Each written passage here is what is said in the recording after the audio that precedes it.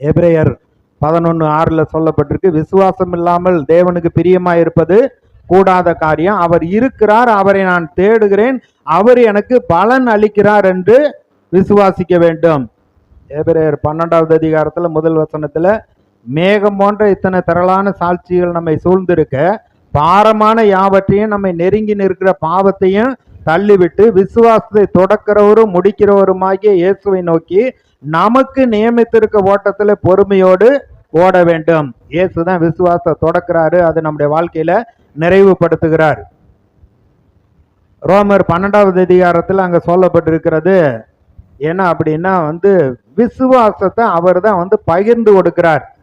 ரோமர் 12:3 அவரவர்களுக்கு விசுவாசத்தை அவர் பகிர்ந்து கொடுக்கிறார். இந்த பகிர்ந்து கொடுக்கப்பட்ட அந்த விசுவாசத்தை நாம் வளர்த்து கொள்ள வேண்டும். சீசர்கள் இயேசுகிட்ட போய் கேட்குறாங்க, ஆண்டவரே எங்க விசுவாசத்தை வர்த்திக்க பண்ணும். அவர் சொல்றாரு, கடுகளவு விசுவாசம் உங்களுக்கு இருந்தா போதும். அப்ப கடுகளவுங்கிறப்ப ஏற்கனவே நம்ம உள்ளத்துல ஒரு விசுவாசத்தை அவர் தான் கொடுத்திருக்கிறாரு, அதை ஆரம்பித்து வைத்திருக்கிறாரு. அதை எபிரேயர் 11 விசுவாசமானது நம்பப்படுகளின் உறுதியும் காணப்படாதவைகளின் நிச்சயமா இருக்கிறது. நம்புறோம், முன்னுக்க நம்பிக்கையில ஆரம்பிக்கிறது, ஒரு உறுதி நிச்சயம் நம்முடைய உள்ளத்துல வருது.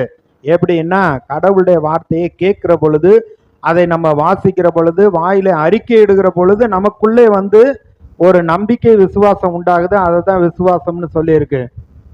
எபிரேயர் 11:3 ஆதியாகமம் முதல் அதிகாரத்தை பிதாவாகிய தேவன், கர்த்தராகிய தேவன் அவர் வானத்தையும் பூமியையும் சிருஷ்டித்தார். எப்படி? விசுவாசத்தினாலே உலகங்கள் தேவனுடைய வார்த்தையினாலே உண்டாக்கப்பட்டது. வாயை திறந்து அவர் சூரிய சந்திர நட்சத்திரங்கள் எல்லாம் உண்டாக கடவுள் என்று சொன்னார், அப்படியே உண்டானது. அப்ப கர்த்தருடைய வாக்குத்தத்தம் என்ன சொல்லி இருக்கிறதோ அதை அப்படியே நம்பி அதையே நாம் பாடலாக பாட வேண்டும், அதையே ஜெபத்துல அறிக்கையாக சொல்ல வேண்டும். அப்படி சொல்லுகிற பொழுது உங்களுக்குள்ளே அந்த விசுவாசம், கர்த்தருடைய வார்த்தையில சொல்லி இருக்கிறது நிறைவேறும் என்ற அந்த விசுவாசம் உங்களுக்குள்ளே வந்துவிடும்.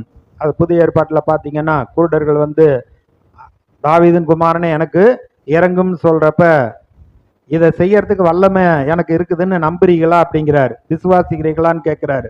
விசுவாசிக்கிற ஆண்டவரேன்னு சொன்னோடனே உங்க விசுவாசத்தின்படியே ஆக கடவுது, உடனே பார்வை அடைந்து போகிறார்கள்.